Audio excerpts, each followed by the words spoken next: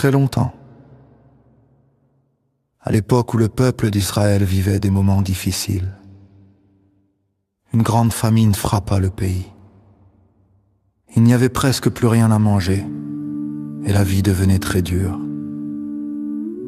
Dans une petite ville appelée Bethléem, vivait un homme nommé Elimelech avec sa femme Naomi et leurs 2 fils.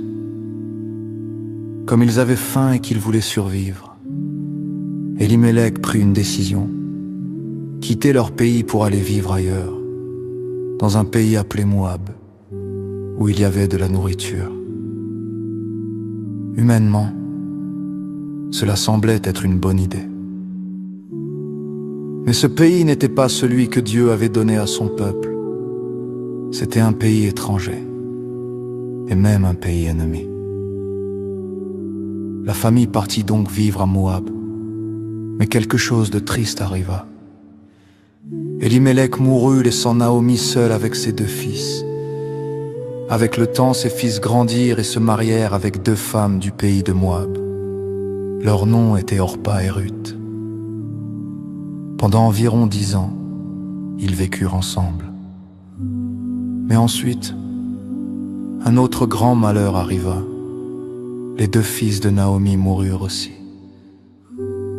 Naomi se retrouva alors seule, sans mari, sans enfant, seulement avec ses 2 belles filles.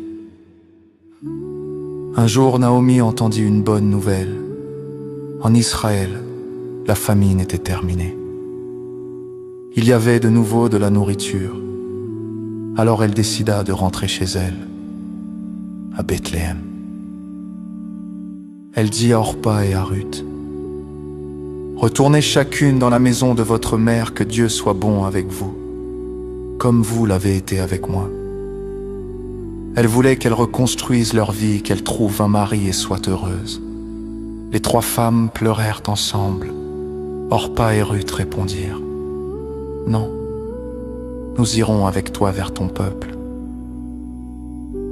Mais Naomi insista. Elle savait que retourner avec elle serait difficile. Finalement, Orpa prit une décision.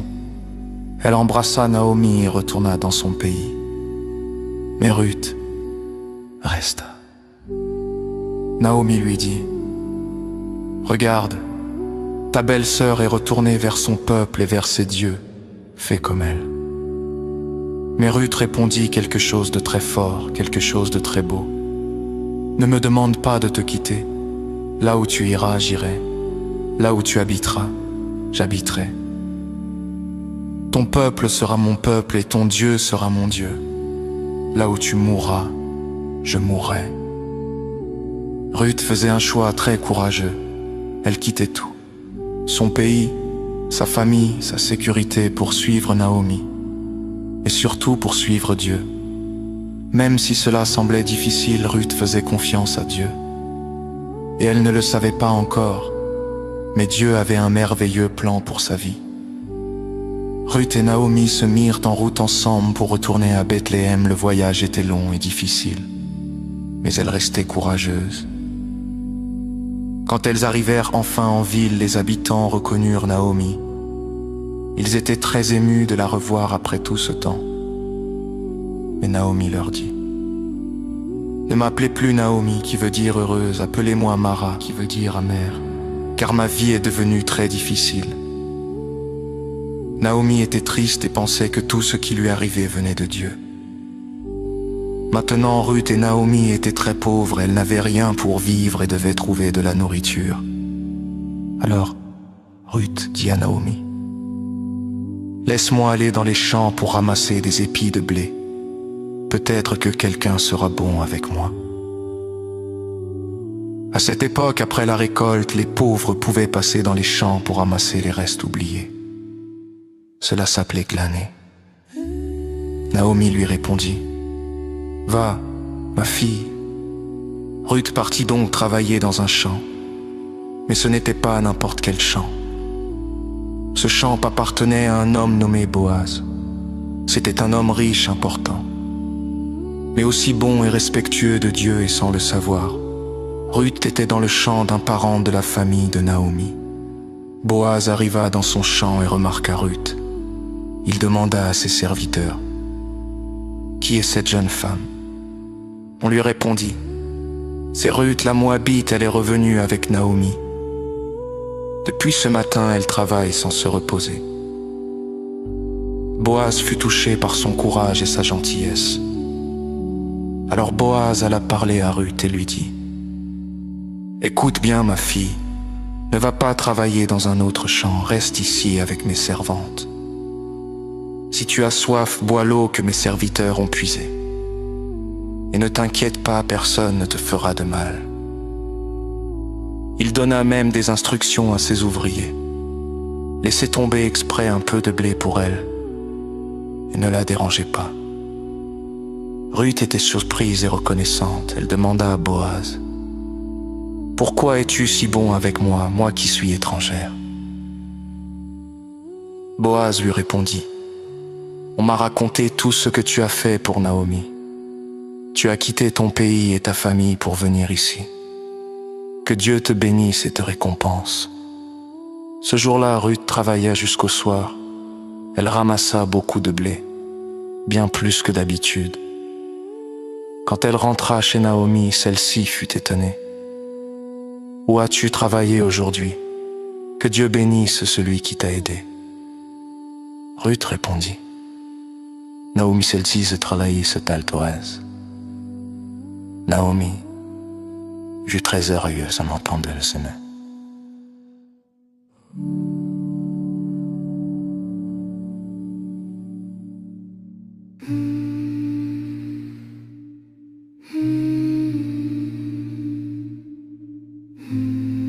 Elle dit: « Cet homme est un membre de notre famille. Il peut nous aider. Il a un droit de protection sur nous. » Alors Naomi conseilla à Ruth de continuer à travailler dans ce champ.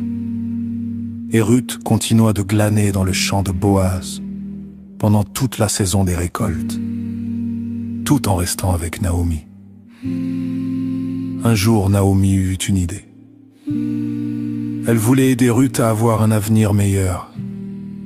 Elle savait que Boaz pouvait prendre soin d'elle, car il faisait partie de leur famille et avait le droit de les protéger. Alors Naomi dit à Ruth: « Ma fille, je voudrais que tu sois heureuse et en sécurité ce soir. Boaz sera au champ pour surveiller la récolte. Va là-bas, discrètement. Et quand il sera couché, couche-toi à ses pieds. Ensuite, il te dira ce que tu dois faire. » Écouta Naomi avec confiance. Le soir venu, elle alla doucement au champ. Boaz avait mangé et bu, et il était heureux après une bonne journée. Il alla se coucher près des gerbes de blé. Alors, tout doucement, sans faire de bruit, Ruth s'approcha, découvrit ses pieds et se coucha là. Au milieu de la nuit, Boaz se réveilla surpris. Il sentit quelqu'un à ses pieds.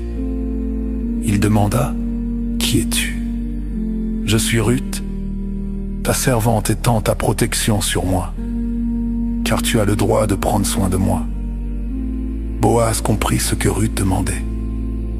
Elle lui demandait de la protéger, de s'occuper d'elle, et même de devenir son mari.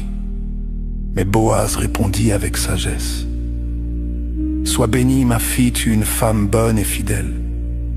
Mais il y a un problème. Il y a quelqu'un d'autre dans la famille qui a un droit avant moi. S'il accepte de te prendre, c'est bien. Mais s'il refuse, alors moi, je le ferai. » Boaz ne voulait rien faire de mal. Il voulait que tout soit juste et correct. Il dit à Ruth de rester jusqu'au matin pour être en sécurité. Et avant qu'elle parte, il remplit son manteau de blé pour qu'elle ne rentre pas les mains vides. Quand Ruth retourna voir Naomi, elle lui raconta tout. Naomi lui dit: « Reste tranquille maintenant. Ma fille, cet homme ne se reposera pas avant d'avoir réglé cette affaire aujourd'hui. » Le lendemain, Boaz alla à la porte de la ville. À cette époque, c'était là que les décisions importantes étaient prises. Il appela l'homme qui avait le droit de rachat avant lui, et aussi 10 anciens de la ville comme témoins. Boaz expliqua la situation.